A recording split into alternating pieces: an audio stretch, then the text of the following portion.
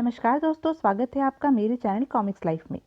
शुरू करते हैं अनिल मोहन जी द्वारा लिखा गया देवराज चौहान सीरीज का एक और मज़ेदार उपन्यास 301 करोड़ की चाबी पार्ट 4। ओह, अगर विश्वराज का मन तुम्हारे प्रति साफ होता तो वह मेरे बारे में तुम्हें बताता कि मैं आधे का हिस्सेदार हूँ और मुझे बताता कि तुम तीसरे हिस्से के हकदार हो, यानी कि वह मुझे कुछ कह रहा है और तुम्हें कुछ।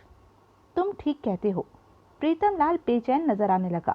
देवराज चौहान ने सिगरेट का कश लिया। मैं देख लूंगा विश्वराज को, एकाएक प्रीतम लाल दांत खींचकर बोला। मुझे बेवकूफ समझता है, वक्त आने पर छोड़ूंगा नहीं उसे। अब तुम्हारा क्या प्रोग्राम है? रात को तुम डकैती कर रहे हो? हाँ, बहुत कठिन है। तुम यहाँ के इंतजामों के बारे में नहीं जानते। यहाँ पर मैं सारे इंतजाम जानता हूँ। सारे? हाँ। प्रीतम लाल ने बेचैनी से पहलू बदला।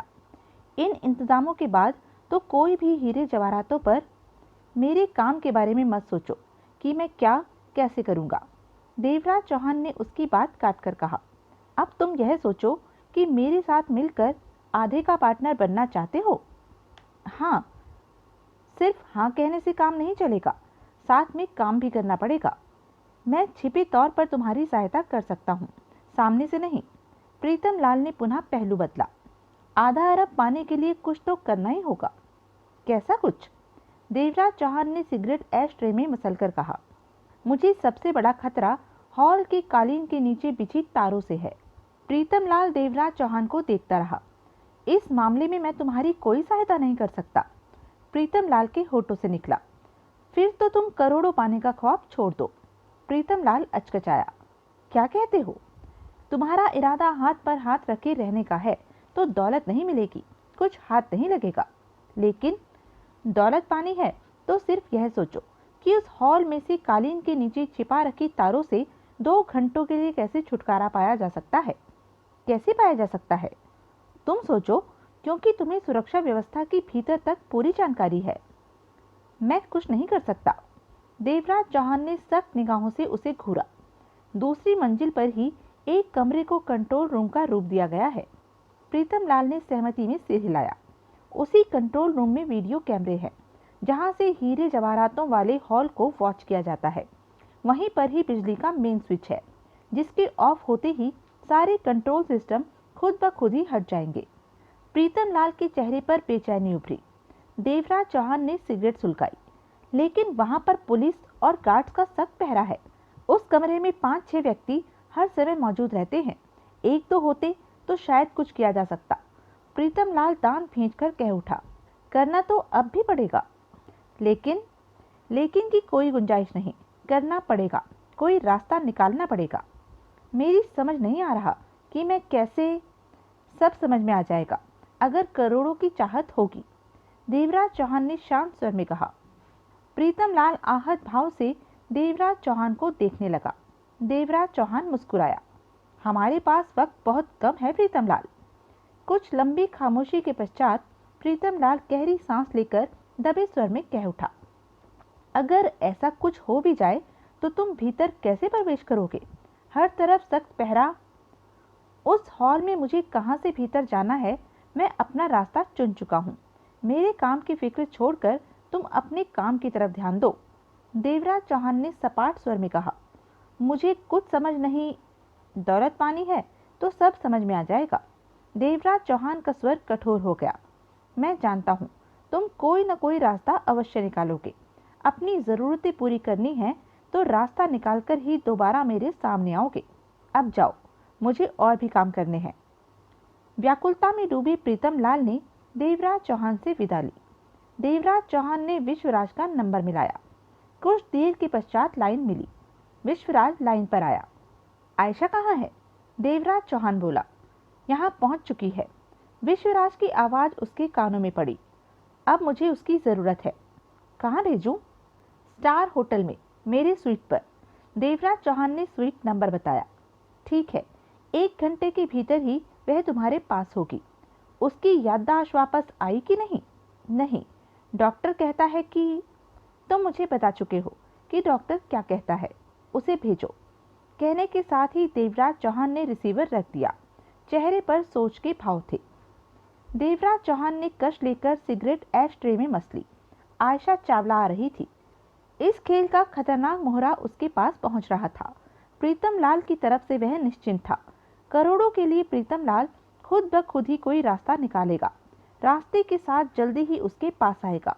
अगला 1 घंटा खत्म होते होते आयशा चावला उसके स्वीट में आ पहुंची।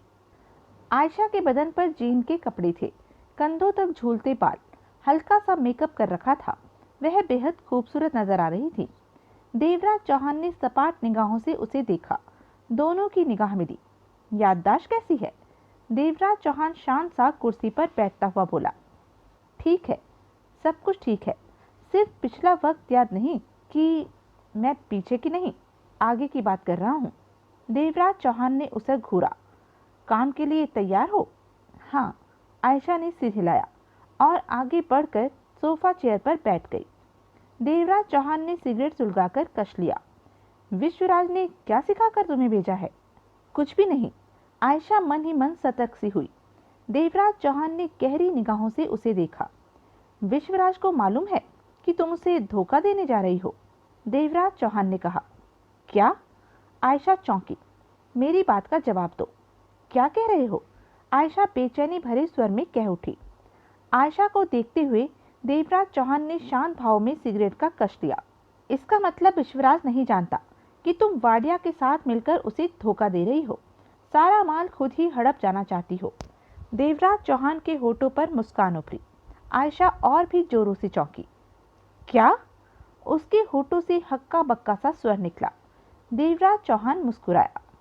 जिस तरह मुझे यह बात मालूम है कि तुम क्या कर रही हो, उसी तरह मुझे यह भी मालूम है कि विश्वराज इस डकैती के फौरन बाद तुम्हें भी खत्म कर देना चाहता है। तुम्हें कैसे मालूम? आयशा के होठों से निकला। अब तक तुम्हें यह तो मालूम हो गया होगा कि मैं जो कुछ भी जानता हूँ वह सही है, सरासर सच है। आयशा ने गहरी निगाहों से उसे देखा। तुम वाडिया के बारे में कैसे जानते हो? बहुत कुछ, जो सुनकर तुम्हें रास नहीं आएगा। आयशा के होठ सिकुड़ गए। क्या कुछ? तुम अपने काम की बात जानो। आयशा कुछ न कह सकी। देवराज चौहान को देखती रही। विश्वराज के साथ तुमने मुझे भी धोखा देने का प्रोग्राम बनाया होगा। देवराज चौहान मुस्कुराया। हाँ, ऐसा इरादा तो था, लेकिन अब नहीं है, क्योंकि तुम सब कुछ जानते हो। आयशा ने शांत स्वर में कहा। एक बात मेरी समझ से बाहर है, उसका जवाब मिलेगा? क्या? तुम्हें मेरी और वाडिया की बातें, हर बात को जानने का मेरा अपना अंदाज है। मेरे से वही सवाल करो जो तुम्हारे लिए ज़रूरी है। तुम्हें मेरा एहसान मानना चाहिए कि मैंने तुम्हारा इरादा विश्वराज को नहीं बताया। शुक्रिया, मेहरबानी। आयशा मुस्कुराई। देवराज चौहान ने कश लिया। निगाह उसके चेहरे पर ही टिकी थी। अब तुम्हारा क्या इरादा है? मेरा इरादा? क्षण भर की चुप्पी के पश्चात आयशा बोली। तुम सब कुछ जानते हो, इसलिए मैं तुम्हें धोखा देने की कोशिश नहीं करूंगी, परंतु विश्वराज को धोखा देना जरूरी है। क्यों? क्योंकि डकैती का सारा माल वह खुद हड़प जाना चाहता है। शायद मेरे को खत्म करने का भी उसका प्रोग्राम है। ऐसे में मैं खामोशी से कैसे बैठ सकती हूँ? आयशा ने गंभीर स्वर में कहा। यह तुम जानो, तुम्हारा मामला है। मेरे साथ कोई गड़बड़ की तो ऐसा नहीं होगा। आयशा ने उसकी बात काटकर कहा। लेकिन देवराज चौहान जानता था कि आयशा जैसी युवतियां दौलत के लिए कुछ भी कर सकती हैं। वह उसे धोखा देगी। सारा मामला निपटाने के लिए वाडिया फ्लैट में तैयार बैठा है। तुमने प्लान क्या बनाया? कैसे हीरे जवाहरातों वाले हॉल में भीतर जाया जाएगा? कुछ देर इंतजार करो, सब मालूम हो जाएगा। कहते हुए देवराज चौहान उठ खड़ा हुआ। देवराज चौहान होटल के पिछवाड़े पहुंचा और तीसरी मंजिल पर स्थित अपने स्वीट की खिड़की पर निगाह मारी। फिर दूसरी मंजिल के उस हॉल पर निगाह मारी जिसमें महाराज सुजान सिंह के हीरे जवाहरात मौजूद थे। उस हॉल के रोशनदानों को देखने लगा। 6 रोशनदान थे, 2 फीट चौड़े, 2 फीट लंबे। इस समय जहां देवराज चौहान था, वहां होटल के स्टाफ के कुछ कर्मचारी और अन्य लोग भी मौजूद थे। देवराज चौहान इस बात के प्रति सतर्क था कि कोई उसकी हरकत को पहचान न सके। करीब आधे घंटे के बाद वह वापस स्वीट में पहुंचा। आयशा वहीं मौजूद थी। उसके चेहरे पर तसल्ली के भाव नजर आ रहे थे। स्पष्ट था कि वह वाडिया से बात कर चुकी है और वाडिया अपने अंदाज में उसे भरपूर तसल्ली दे चुका है। कहाँ गए थे? आयशा ने पूछा। पहले होटल के पिछवाड़े, फिर चौथी मंजिल पर। देवराज चौहान सिगरेट सुलगाकर बैठते हुए बोला। तुम्हें अभी चौथी मंजिल पर 42 नंबर कमरा बुक करवाना होगा। क्यों? दूसरी मंजिल के हॉल का एक रोशनदान चौथी मंजिल के 42 नंबर कमरे की खिड़की के ठीक नीचे है। क्या मतलब? आयशा की आंखें सिकुड़ी। देवराज चौहान ने कष्ट लेकर आयशा की आंखों में झांका। दूसरी मंजिल के हॉल के भीतर प्रवेश करने के लिए हमें उस रोशनदान का इस्तेमाल करना होगा। हम? यह क्या कह रहे हो? आयशा के होठों से निकला। हम भीतर कैसे प्रवेश कर सकते हैं? क्यों? भीतर तो सुरक्षा के खासे प्रबंध हैं। जगह जगह अलार्म सिस्टम के लिए तारे बिछा रखी हैं। वीडियो कैमरे 24 घंटे चालू रहते हैं। आयशा ने बेचैनी भरे स्वर में कहा। मालूम है मुझे। इस पर भी जब हम भीतर प्रवेश करेंगे वहां का सारा कंट्रोल बंद हो जाएगा। बंद हो जाएगा? हाँ। कैसे? इस बात को मेरे लिए ही रहने दो, देवराज चौहान ने सपाट स्वर में कहा। तुम 4th फ्लोर के 42 नंबर कमरे को हासिल करो। अभी वह खाली है। किसी को मिल गया तो हमारे लिए दिक्कत आ जाएगी। आयशा फौरन उठ खड़ी हुई। मुझे नहीं मालूम कि तुमने क्या इंतजाम किया है, लेकिन जो भी करना यह सोचकर करना कि जरा सी भूल हमें हमेशा के लिए पुलिस के फंदे में फंसा सकती है, आयशा ने गंभीर स्वर में कहा। देवराज चौहान कुछ नहीं बोला। आयशा बाहर निकल गई। करीब 15 मिनट बाद फोन की बेल बजी। देवराज चौहान ने रिसीवर उठाया। हेलो, 42 नंबर कमरा ले लिया है। आयशा की आवाज़ उसके कानों में पड़ी। वहीं रहो, मैं खुद तुम्हारे पास आऊँगा। कहने के साथ ही देवराज चौहान ने रिसीवर रख दिया। देवराज चौहान से बात करने के पश्चात आयशा ने अपने फ्लैट का नंबर बताया। उसके चेहरे पर गंभीरता के भाव विद्यमान थे। लाइन मिली। वाडिया से उसकी बात हुई। हेलो, वाडिया की आवाज़ उसके कानों में पड़ी। राहुल? कहो। मैंने कुछ देर पहले फ़ोन किया था, किसी ने रिसीवर नहीं उठाया। आयशा बोली। अभी पहुंचा हूँ। कहाँ से बोल रही हो? स्टार होटल के 42 नंबर कमरे से। होटलों में ऐश करती फिर रही है। वाडिया का गुर्राहट भरा स्वर उसके कानों में पड़ा। मजे ले रही होगी। कौन सा कुत्ता है तेरे साथ? नाम बता। अकेली हूँ। झूठ बोलती है। किसी के पहलू में बैठी है। और? राहुल? आयशा का स्वर सख्त हो गया। होश में आओ। मैं होश में ही हूँ। तू बक। मामला बहुत गड़बड़ हो गया है। बोलेगी तो रस ही टपकाएगी। कौन मर गया अब? वाडिया की गुर्राहट उसके कानों में पड़ी। देवराज चौहान को सब मालूम है कि हम क्या प्लान बनाए बैठे हैं। तूने बता दिया होगा। मैंने? हाँ, उसके साथ बेड पर। होश में आ राहुल, यह बकवास का समय नहीं है। तो फिर उसे कैसे पता चला? मेरी से तो वह मिला नहीं, वाडिया ने कड़वे स्वर में कहा। सीधी तरह बातें करो राहुल। क्षण भर की खामोशी के बाद वाडिया की आवाज़ कानों में पड़ी। फूट। देवराज चौहान सब जानता है कि हम क्या करने जा रहे हैं। आयशा होठ भींचकर कह उठी। और उसने तेरे को बता दिया कि वह सब जानता है? हाँ, साला कोई तगड़ा खेल खेल रहा है। वाडिया का स्वर उसके कानों में पड़ा। और क्या कहता है? कुछ नहीं। मेरे ख्याल में उसने मुझे इस बारे में सतर्क किया है कि मैं उसके साथ कोई गड़बड़ न करूं। यह बात जानने के बाद तो सामने वाले का गला काट देना चाहिए। और उसने तेरे को सिर्फ सतर्क किया। वह देवराज चौहान है। उसकी सोचों तक तू नहीं पहुंच सकती। उसकी जगह मैं होता तो तेरे को सामने से आते ट्रक के सामने फेंक देता। और उसने तेरे को कुछ नहीं कहा। आयशा कुछ न कह सकी। मामला कुछ ज़्यादा ही गहरा हो गया है। कैसे? कैसे क्या? तेरी खोपड़ी में अकल नहीं है। तेरे को नहीं मालूम कि देवराज चौहान अपने पत्ते छिपाकर तेरे को तेरे ही पत्तों के बारे में बता रहा है। वाडिया ने झल्लाकर कहा। तू अपनी अक्ल विश्वराज की झोली में तो नहीं छोड़ाई, जो जरा सी बात नहीं समझ पा रही। आयशा होठ भींचकर रह गई। देवराज चौहान अपना ही कोई खेल खेल रहा है। वाडिया का गंभीर स्वर उसके कानों में पड़ा। मुझे भी ऐसा ही लगता है। आयशा के होठों से निकला। मैं तेरे से पूछ नहीं रहा, तेरे को बता रहा हूँ, वाडिया ने पूर्वता लहजे में कहा। देवराज चौहान जो भी खेल खेल रहा है, यकीनन वह समझदारी से भरा खतरनाक खेल होगा। वह जानता है कि ठीक मौके पर वह कुत्ता विश्वराज दौलत छीनना चाहता है। इधर हम दौलत छीनने की तैयारी में हैं। यह दोनों बातें खास है और इस पर भी देवराज चौहान डकैती करने पर आमादा है। वह तेरी को परे हटाने की बजाय अभी भी अपने साथ रखे हुए है। हालात ठीक नजर नहीं आ रहे राहुल। ठीक हो तो ठीक नजर आए। सुन, देवराज चौहान जो कर रहा है उसे करने दे, साथ लगी रहे। उसे कहीं भी रोकने टोकने की जरूरत नहीं है। और इधर हम जो कर रहे हैं, जो सोचा है वह करेंगे। वाडिया का चबाया सख्त स्वर आयशा के कानों तक पड़ा। मैं सब संभाल लूंगा। वह विश्वराज नहीं, देवराज चौहान है राहुल। उसे मालूम है मुझे, बासी बात मत बता। राहुल का पहले जैसा स्वर उसके कानों में पड़ा। मैं देवराज चौहान से किसी भी तरह उलझना नहीं चाहता, लेकिन जरूरत पड़ी तो फिर देखा जाएगा। मुझे कुछ ठीक नहीं लग रहा।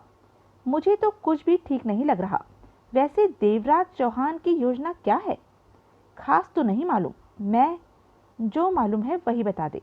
आयशा ने बताया। 2 पलों की खामोशी के बाद वाडिया की आवाज आई।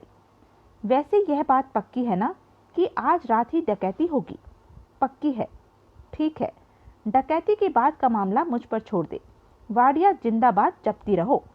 एकाएक वाडिया ने कहर से कहा। एक पता बता रहा हूँ, नोट कर लो, बाद में वहीं मिलना। वाडिया ने पता बताया। अपना ध्यान रखना राहुल, आयशा ने होठ काटते हुए कहा। मेरी फिक्र छोड़, अपना ध्यान रख। तूने अभी मेरे बच्चे पैदा करने हैं।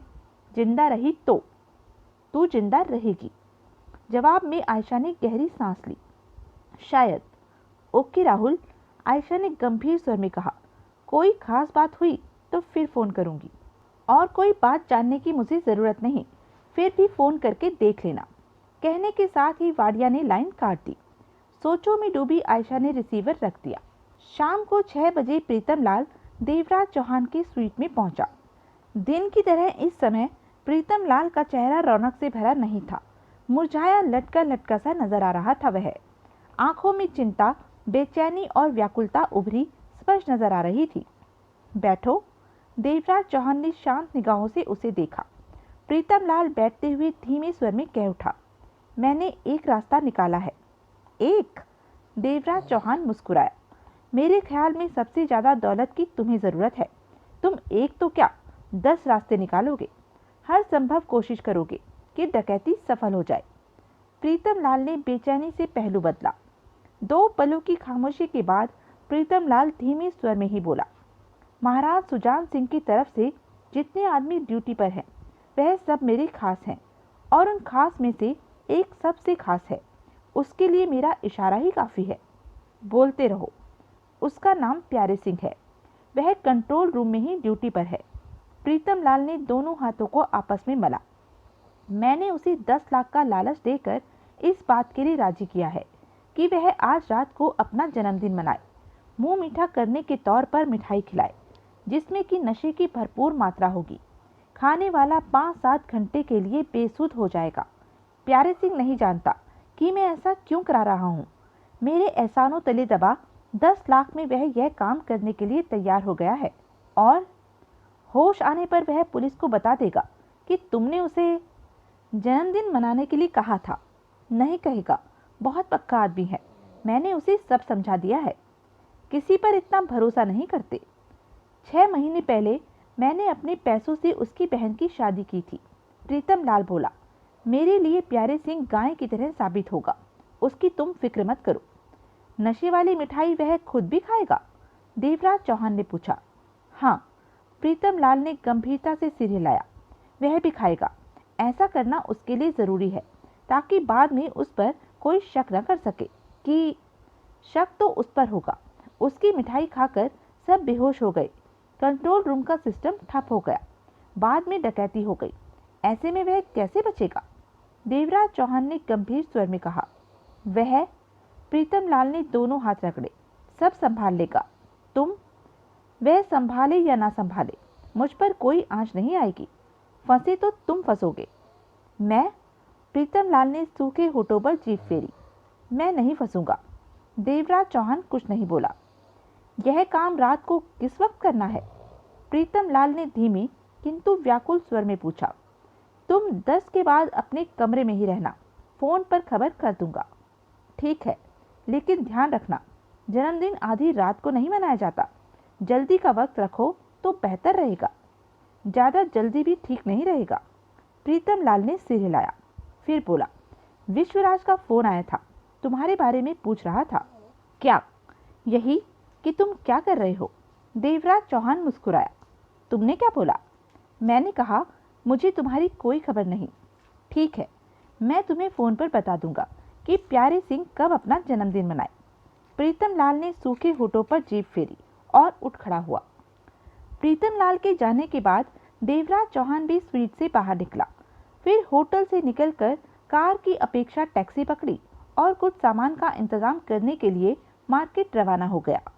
8 बजे देवराज चौहान कंधे पर बैग लटकाए आयशा के कमरे में पहुंचा। आयशा बेसब्री से उसके आने का इंतजार कर रही थी। 8 बज गए हैं और हमने अभी तक कुछ भी तैयारी नहीं की। आयशा ने व्याकुल स्वर में कहा। तुमने तैयारी कर ली? देवराज चौहान ने उसकी आंखों में देखा। कैसी तैयारी? आयशा की आंखें सिकुड़ी। वाडिया के साथ बात करके सारा प्रोग्राम पक्का कर लिया ना? आयशा ने कुछ ज्यादा ही लंबी सांस ली। ऐसा मत कहो, मैंने राहुल को समझा दिया है कि अब हमें कोई गड़बड़ नहीं करनी, क्योंकि देवराज चौहान सब कुछ जानता है। वह हमें जो हिस्सा देगा वही हमारे लिए बहुत रहेगा। आयशा की आवाज में ठहराव था। साथ ही उसे विश्वराज से भी सतर्क कर दिया है कि उससे बचकर रहना है। डकैती के बाद वह। देवराज चौहान हंसा। क्या हुआ? आयशा ने हैरानी दिखाते हुए पूछा। कुछ खास नहीं। मेरे ख्याल में इन बातों को रहने दो कि तुम में और वाडिया में क्या बातें हुई। देवराज चौहान के होठों पर मुस्कुराहट थी। अगर मैं कहूं कि तुमने वाडिया से जो बातें की हैं मैंने सुन ली है। क्षण भर के लिए आयशा सकपका उठी। देवराज चौहान बराबर मुस्कुरा रहा था। चिंता मत करो, मैंने कुछ नहीं सुना, लेकिन तुम जैसी ने क्या बातें की होगी यह मैं सोच सकता हूँ। करीब करीब नतीजे पर पहुँच सकता हूँ। मुझे नहीं परवाह कि तुम वाडिया के साथ मिलकर क्या करने का इरादा रखती हो। परवाह तुम करो कि कोई गलत हरकत होने पर तुम्हारा क्या अंजाम होगा। आयशा ने सूखे होठों पर जीभ फेरी। तुम बहुत गलत सोच रहे हो। इस मामले में मैं गलत नहीं सोच रहा। गलत सोच रहे हो, आयशा ने अपने शब्दों पर जोर देकर कहा। मैंने तो वाडिया से यह कहा है कि जब हम डकैती के बाद बाहर निकले तो वह विश्वराज को संभाले, जो बाहर हमारी ताक में मौजूद होगा। छोड़ो इन बातों को, देवराज चौहान ने शांत स्वर में कहा। मैं बेकार की बहस में नहीं पड़ना चाहता। आयशा ने फिर कोशिश की देवराज चौहान को शीशे में उतारने की। तुम किसी पर विश्वास भी करते हो? हाँ, करता हूँ, और सच बात तो यह है कि मैं विश्वास करके भी किसी पर विश्वास नहीं करता। तुम पर मुझे पूरी तरह विश्वास है, लेकिन तुम्हारे जोड़ीदार वाडिया पर नहीं। तुम जैसी का साथी कैसा होगा मैं समझ सकता हूँ। आयशा गहरी सांस लेकर रह गई। बैग में से सामान निकालो। आयशा खामोशी से आगे बढ़ी और बैग में से सामान निकालने लगी। सामान में नायलॉन की मोटी डोरी थी जो करीब 80 फीट की थी। डोरी अटकाने के लिए कांटा था जिसके 6 सिरे टेढ़े होकर निकले हुए थे। हाथों में पहनने वाले दस्ताने थे। आयशा ने देवराज चौहान को देखा। हमें नीचे उतरते हुए कोई देख सकता है। यह खतरा तो हमें उठाना होगा। तुम नायलॉन की डोरी पर गांठें मारो 1.5 फीट पर, ताकि उतरने में आसानी हो, वरना पसीने से हाथ स्लिप भी हो सकते हैं। बिना गांठों के वापस ऊपर चढ़ना भी कठिन हो जाएगा। तो क्या वापस भी डोरी से आना है? हाँ, ख्याल तो यही है। ख्याल? अगर सफल हो गए तो? मतलब कि तुम्हें शक है कि हम असफल भी हो सकते हैं। आयशा ने देवराज चौहान को देखा। असफलता इंसान के साथ रहती है, उसमें से सफलता को निकालना होता है। आयशा ने सिर को हल्का सा झटका दिया, फिर कह उठी। तुमने बताया नहीं कि हॉल में सिक्योरिटी के इंतजामों को कैसे हटाओगे? हर बात नहीं पूछा करते। कहने के साथ ही देवराज चौहान ने बैग में से स्क्रू ड्राइवर निकालकर टेबल पर रखते हुए कहा। रस्सी पर गांठें लगाने के बाद उस खिड़की की ग्रिल के पेच खोलना। आखिरी 2 लगे रहने देना, जिन्हें ठीक मौके पर खोलकर ग्रिल को हटाएंगे। समझी? आयशा ने सहमति से सिर हिला दिया। वहां से नीचे जाना है? हाँ, इस खिड़की के नीचे 3री मंजिल को पार करने के बाद 2री मंजिल के इस हॉल का शीशे वाला रोशनदान है। जहां से हॉल में भीतर प्रवेश किया जा सकता है। आयशा देवराज चौहान को देखती रही। देवराज चौहान बाहर निकल गया। देवराज चौहान ने अपने स्वीट से फोन पर प्रीतम लाल से बात की। तबीयत कैसी है? ठीक हूँ। प्रीतम लाल का बेचैन स्वर उसके कानों में पड़ा।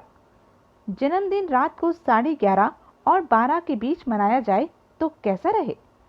ठीक है। प्रीतम लाल का स्वर फंसा हुआ था। भूलना नहीं, 11:30 और 12 के बीच जन्मदिन की मिठाई बच जानी चाहिए। बच जाएगी, लेकिन एक बात तो बताओ। क्या? मुझे मेरा हिसाब कैसे मिलेगा? कैसे का मतलब? तुम डकैती करके माल लेकर चले जाओगे, फिर मैं तुम्हें कहाँ तलाश करता फिरूंगा? तलाश करने की जरूरत नहीं, मैं खुद तुम्हें ढूंढ लूंगा। तो तुम इतने शरीफ हो कि हाँ, तुम्हारी तरफ से कोई गड़बड़ ना हुई तो तुम्हारा माल तुम्हारे पास पहुंच जाएगा। मैं विश्वराज नहीं हूँ। प्रीतम लाल की तरफ से गहरी सांस लेने की आवाज आई। वह ऐसी स्थिति में था कि उसे हर हाल में इस बात पर विश्वास करना पड़ रहा था कि उसका हिस्सा उस तक पहुंच जाएगा। भूलना नहीं, 11:30 और 12 के बीच जन्मदिन की मिठाई बच जानी चाहिए। ऐसा ही होगा। देवराज चौहान आयशा के कमरे में रात को 11 बजे पहुंचा। रस्सी को गांठें लगा दी? हाँ, खिड़की के पेच भी खोल दिए हैं, 2 बाकी हैं। उन्हें खोलते ही ग्रिल हाथ में आ जाएगी। देवराज चौहान ने सिर हिलाया और आगे बढ़कर बिखरी रस्सी को देखने लगा। मेरा तो दिल धड़क रहा है, आयशा बोली। देवराज चौहान ने कुछ नहीं कहा। मुझे तो हैरानी है कि इतने बड़े बड़े काम तुम अकेले कैसे कर लेते हो। मैं अकेला नहीं हूँ। क्या? आयशा अचकचाई। मेरे साथी बाहर हैं। बाहर हैं तो उन्हें भीतर क्यों नहीं लाए? आयशा के होठों से निकला। जिस कारण तुम वाडिया को भीतर नहीं लाई, उसी वजह से मेरे आदमी बाहर हैं। आयशा ने जल्दी से खुद को संभाला। तुम राहुल को लेकर वहम में क्यों पड़े हो? मैं कह चुकी हूँ कि इसे वहम नहीं, तुम मेरी सोचों का ढंग कह सकती हो। देवराज चौहान ने आगे बढ़कर ग्रिल को चेक किया। तुम्हारी सोचों का ढंग गलत है। हो सकता है। आयशा ने सिगरेट सुलगाकर कश लिया। सुरक्षा प्रबंधों का क्या किया? वह हट जाएंगे। अभी तक हटे नहीं? हटने वाले हैं। अजीब आदमी हो तुम। सुरक्षा प्रबंध हटे नहीं और तुम डकैती की तैयारी निश्चिंत होकर कर रहे हो। देवराज चौहान कुछ नहीं बोला। ग्रिल चेक करने के बाद कुर्सी पर आ बैठा था। कुछ पल इनके बीच खामोशी से गुजरे। हमें हरकत में कब आना है? आयशा ने पूछा। 11:30 के बाद। ज्यादा टाइम नहीं बचा। जानता हूँ, तुम सवाल मत पूछो। देवराज चौहान ने सख्त निगाहों से उसे देखा। लेकिन हीरे जवाहरात हम डालेंगे कहाँ? बैग में, जिसमें मैं सामान लेकर आया हूँ। आयशा की निगाह सामने पड़े बैग पर जा टिकी। प्रीतम लाल ने 40 वर्षीय प्यारे सिंह को बेचैनी भरी निगाहों से देखा। प्यारे सिंह? प्रीतम लाल उसकी तरफ मिठाई के 2 डिब्बे बढ़ाता हुआ बोला। यह मेरी इज्जत का सवाल है। आप फिक्र न करें, मैं सब संभाल लूंगा। प्यारे सिंह मिठाई के डिब्बे थामता हुआ बोला। 11:15 बज गए हैं। प्रीतम लाल ने फुसफुसाहट भरे स्वर में कहा। मैं अभी जा रहा हूँ। इस मिठाई को खाते ही 2 मिनट में बेहोशी आ जाएगी। तब तुम हॉल से वास्ता रखता बिजली का मेन स्विच ऑफ करके खुद भी मिठाई खा लेना। तुम भी बेहोश हो जाओगे तो बाद में तुम पर कोई शक नहीं करेगा। मैं सब समझ गया। लापरवाही नहीं होनी चाहिए, वरना। कैसी बातें करते हैं आप? प्यारे सिंह आपका काम हर हाल में पूरा करेगा। गुड, जाओ अब। प्यारे सिंह मिठाई के दोनों डिब्बे थामे प्रीतम लाल के कमरे से बाहर निकल गया। तुम मेरे साथ नहीं जाओगी। क्या? आयशा चौंकी। हाँ, तुम्हारा नीचे कोई काम नहीं है। देवराज चौहान ने शांत स्वर में कहा। नीचे जाना है और हीरे जवाहरातों का बैग भर लाना है। यह मामूली काम मैं कर लूंगा। लेकिन आयशा ने बेचैनी से कुछ कहना चाहा। देवराज चौहान ने कश लेकर सिगरेट ऐश ट्रे में मस ली और कह उठा। तुम्हें तो खुश होना चाहिए कि तुम खतरे से दूर हो, लेकिन मैं तुम्हारे साथ जाना चाहती हूँ। क्यों? आयशा कुछ न कह सकी। फिक्र मत करो, मैं 301 करोड़ के हीरे जवाहरात देकर भागूंगा नहीं। वैसे भी कोई रास्ता नहीं है भागने का। देवराज चौहान के होठों पर अजीब सी मुस्कान उभरी। रास्ता तो है। आयशा का स्वर गंभीर हो गया। कौन सा? वापसी के समय दूसरी से चौथी मंजिल पर आने की अपेक्षा नीचे कूद जाओ। दूसरी मंजिल से तो फिर भी एक बार नीचे कूदा जा सकता है, लेकिन मैं चौथी से नहीं कूद सकती। देवराज चौहान पुनः मुस्कुराया। चिंता मत करो, अगर मैंने ऐसा किया तो बचूंगा नहीं, क्योंकि तुम्हारा साथी वाडिया फिर विश्वराज का जाल मुझे देख चुका होगा कि मैं क्या कर रहा हूँ। ऐसे में मेरे नीचे कूदते ही वह लोग मुझे भूनकर बैग ले जाएंगे, इसलिए मेरा नीचे से ऊपर आना ही बेहतर होगा। आयशा कुछ नहीं बोली। मेरा ऐसा कुछ भी करने का इरादा नहीं है, देवराज चौहान ने स्पष्ट स्वर में कहा, लेकिन मैं साथ जाना चाहती हूँ। तुम्हारे साथ चलने में मुझे कोई परेशानी नहीं होगी, इसलिए चलना ही चाहती हो तो मुझे कोई ऐतराज नहीं। कहने के साथ ही देवराज चौहान ने घड़ी देखी। 11:45 हो रहे थे। मैं साथ चलूंगी, आयशा ने अपना फैसला सुनाया। चलो। देवराज चौहान का स्वर शांत था। उसके बाद देवराज चौहान कमरे में मुनासिब जगह पर कांटा फंसाने लगा। कांटे के बीच नायलॉन की डोरी सख्ती से बंधी थी। आयशा खिड़की की ग्रिल के बचे बाकी 2 पेच खोलने लगी। जल्दी ही दोनों अपने अपने कामों से फारिग हो गए। देवराज चौहान दूसरी खिड़की की ग्रिल में कांटा फंसा चुका था, जिसकी डोरी हटाई गई ग्रिल से नीचे लटक रही थी। डोरी पर जितना भी दबाव पड़े, कांटा हटने का सवाल ही पैदा नहीं होता था। दोनों की तैयारी से भरी निगाह मिली। देवराज चौहान ने बैग उठाकर गले में लटकाया और खिड़की की तरफ बढ़ा। संभल के, उसके साथ चल रही आयशा ने कहा। खिड़की के पास पहुंचा देवराज चौहान ठिठका। तुम्हें मेरी चिंता है या हीरे जवाहरातों की? पहले तुम्हारी। आयशा हौले से हंसी। जब हीरे जवाहरात हाथ आ जाएंगे तो फिर उनकी।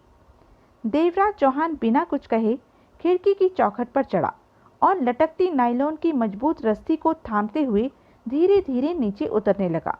नीचे गहरा अंधेरा था। दूर शहर की चमकती लाइटें नजर आ रही थी।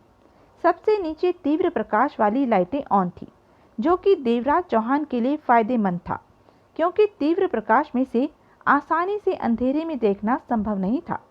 नीचे तीव्र रोशनी में चंद पुलिस वाले टहलते नजर आ रहे थे। किसी की निगाह भी ऊपर की तरफ नहीं थी। ऊपर होती भी तो अपने आसपास की तीव्र रोशनी के कारण उन्हें रस्सी के सहारे नीचे उतरते नहीं देख पाते। कुछ नीचे जाने पर देवराज चौहान ने ऊपर निगाह मारी। आयशा भी नीचे उतर रही थी। प्यारे सिंह ने मिठाई के दोनों डिब्बे थामे कंट्रोल रूम में प्रवेश किया। वहां 5 लोग मौजूद थे। एक इंस्पेक्टर, दूसरा सब इंस्पेक्टर, बाकी के 3 कंट्रोल रूम को कंट्रोल करने वाले थे। वीडियो कैमरों पर निगाह रखने वाले थे। महाराज सुजान सिंह की तरफ से कंट्रोल रूम में अकेला प्यारे सिंह ही था। यह मिठाई किस खुशी में? सब इंस्पेक्टर उसे देखते ही हंसकर बोला। आज इस गधे का जन्मदिन है। प्यारे सिंह हंसकर बोला। तुम्हारा? एक ने वीडियो टीवी स्क्रीन से निगाह हटाकर उसे देखा। हाँ, प्यारे सिंह ने इंस्पेक्टर को देखा। टाइम क्या हुआ है? इंस्पेक्टर ने घड़ी पर निगाह मारकर मुस्कुराते हुए कहा, 11:15। हो गया। प्यारे सिंह हंसकर बोला और डिब्बे टेबल पर रखता हुआ बोला, मैं पैदा हो गया। आज से 40 साल पहले आज के दिन मैं इसी वक्त पैदा हुआ था। फिर तो जन्मदिन मुबारक हो। शुक्रिया। मेरी ड्यूटी यहाँ न होती तो मिठाई के बदले केक का इंतजाम करवाता।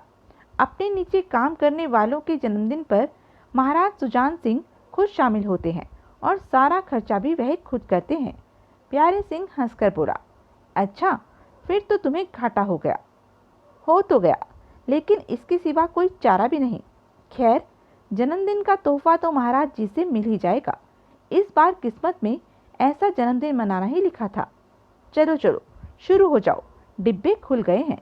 प्यारे सिंह ने हंसकर ताली बजाते हुए कहा। एक डिब्बे में बर्फी थी तो दूसरे में रसगुल्ले। देखते ही देखते सब डिब्बों को खत्म करने पर लग गए। प्यारे सिंह ने भी उनके साथ मिलकर खाए, लेकिन धीरे धीरे। उसे मेन स्विच ऑफ करना था, जो कमरे के कोने में लगा हुआ था। अभी डिब्बे पूरे खाली नहीं हुए थे कि वह लोग बेहोश होकर एक एक करके लुढ़कने लगे। उस मिठाई में तीव्र नशा मिला हुआ था, जो वह खुद को जरा भी संभाल नहीं पाए। 2 मिनट में ही सब बेहोश थे। प्यारे सिंह की हालत भी ठीक नहीं थी। वह खुद को होश में रखने की भरपूर कोशिश कर रहा था। होश में रहने के लिए बार बार आंखें फाड़ रहा था। टेबल का सहारा लेकर खड़ा था, लेकिन उसे ऐसा लग रहा था जैसे वह तो ठीक है, लेकिन टेबल उल्टा होकर गिरने की चेष्टा कर रहा है। कठिनता से आंखें फाड़े प्यारे सिंह ने मेन स्विच को देखा, जो कि 5-6 कदमों की दूरी पर था। प्यारे सिंह ने एक कदम उठाया। उसे लगा वह हवा में उड़ता हुआ गिर जाएगा, परंतु उठा कदम सही सलामत फर्श पर आ टिका। टेबल को उसने थाम लिया। अब तक उसकी हालत भी दूसरों की तरह हो चुकी होनी थी, परंतु उसके जहन में यह बात अटकी हुई थी कि मेन स्विच ऑफ करना है, जिसके ऑफ होने पर हीरे जवाहरातों वाले हॉल में बिजली से वास्ता रखते तमाम सुरक्षा प्रबंध हट जाएंगे। अगर मेन स्विच ऑफ करने की बात जहन में नहीं होती तो वह भी कब का बेहोश हो गया होता। प्यारे सिंह ने दूसरा कदम उठाया। क्षण भर के लिए उसे लगा जैसे सारा कमरा उलट पुलट होकर घूम गया है, वह हवा में उड़ रहा हो, फिरकनी की भांति घूम रहा हो। उसका पैर नीचे लगा तो प्यारे सिंह को ऐसा महसूस हुआ जैसे छठी मंजिल से छलांग मारकर नीचे आया हो। क्या हो रहा है? प्यारे सिंह बड़बड़ाया। 2 पल वहीं खड़ा रहा। 3 कदम बाकी रह गए थे। आंखें फाड़े धुंधली आंखों से मेन स्विच को देखा, जो कि उसे स्पष्ट नजर नहीं आ रहा था। आंखें बंद खोल करके मेन स्विच को स्पष्ट देखने की चेष्टा की, लेकिन वह धुंधला तो कभी 2-2 नजर आया, साला नजर भी नहीं आ रहा। बड़बड़ाने के साथ ही प्यारे सिंह ने पुनः कदम आगे बढ़ाया। एक बार एक की अपेक्षा 2 कदम तेजी से आगे बढ़ गया, परंतु टेबल न थामी गई और हवा में लहराता हुआ नीचे जा गिरा। नीचे गिरने पर उसे कोई चोट नहीं लगी, क्योंकि वह पुलिस इंस्पेक्टर पर जा गिरा था। आंखें फाड़कर उसने इंस्पेक्टर को देखा। सबसे ज्यादा मिठाई इसी ने खाई थी। प्यारे सिंह बुदबुदाया और फिर खड़े होने की चेष्टा करने लगा। 1 बार 2 बार गिरा। तीसरी बार टेबल को हाथ डालकर किसी प्रकार खड़ा हुआ। मेन स्विच अब सिर्फ 1 कदम की दूरी पर था। प्यारे सिंह 2 पल तो खड़ा रहा, खुद को संभालता रहा। हर पल उसे मस्तिष्क पर सवार नशा बढ़ता सा महसूस हो रहा था। कई बार तो उसे लगता था जैसे अभी गिर पड़ेगा। प्यारे सिंह ने खुद में हिम्मत इकट्ठी की।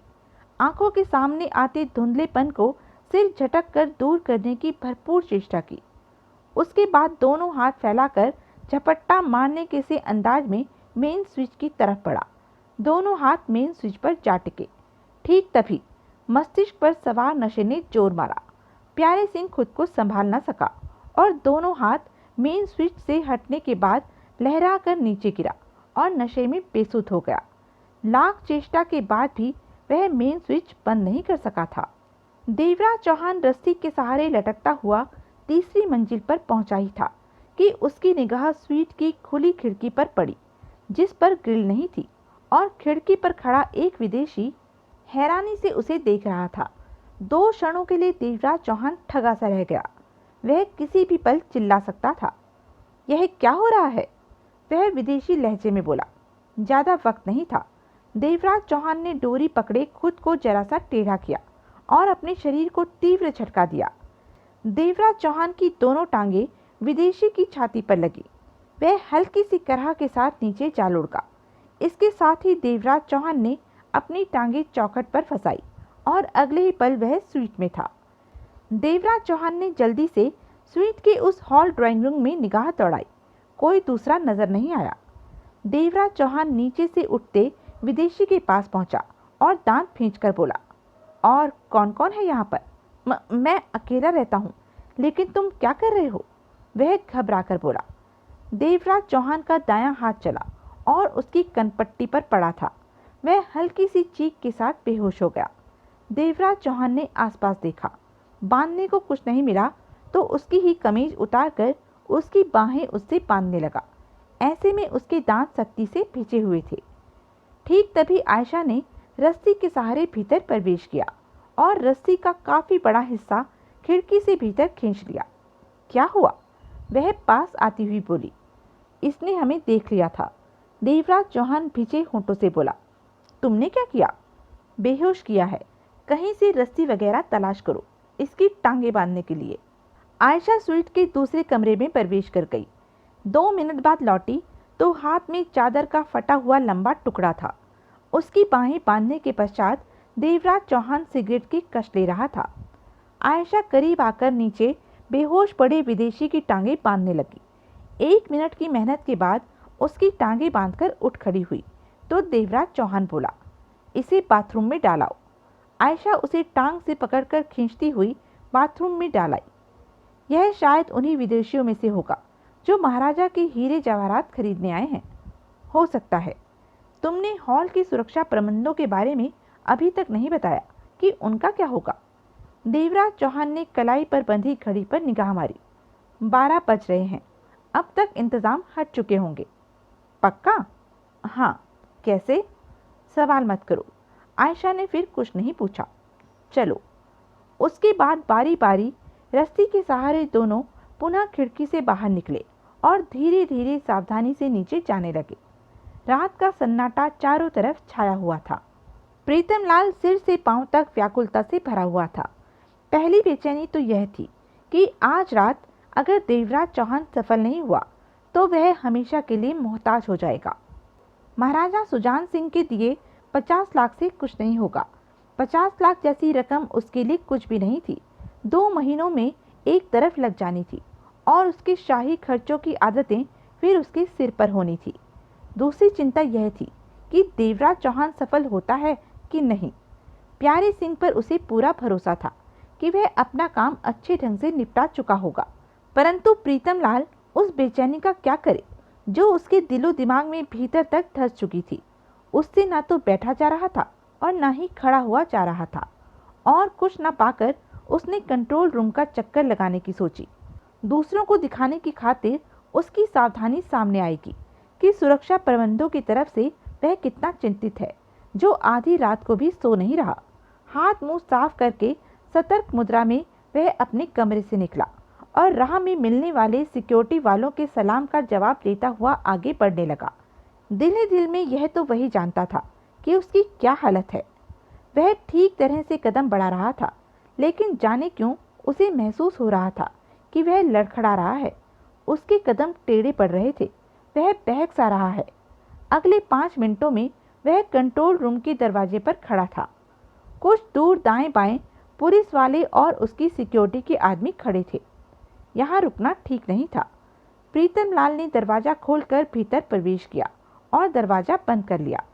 भीतर के हालात देखते ही उसने चैन की सांस ली। सब ठीक था। सब उल्टे सीधे लुढ़के बेहोश पड़े थे।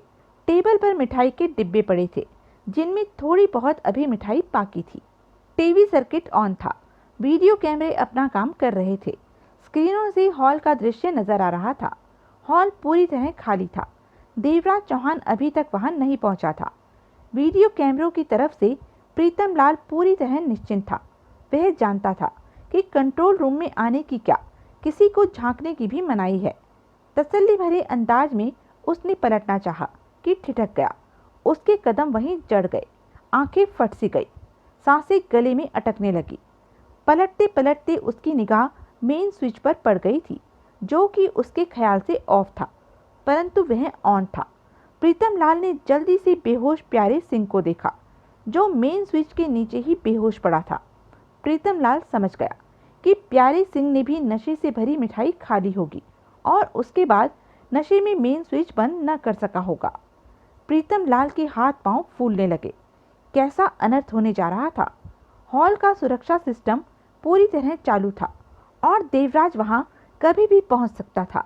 जेब से रुमाल निकालकर चेहरे पर आने वाले पसीने के एहसास को उसने साफ किया, फिर कांपती टांगों से आगे बढ़ा और मेन स्विच को रुमाल से पकड़कर ऑफ कर दिया।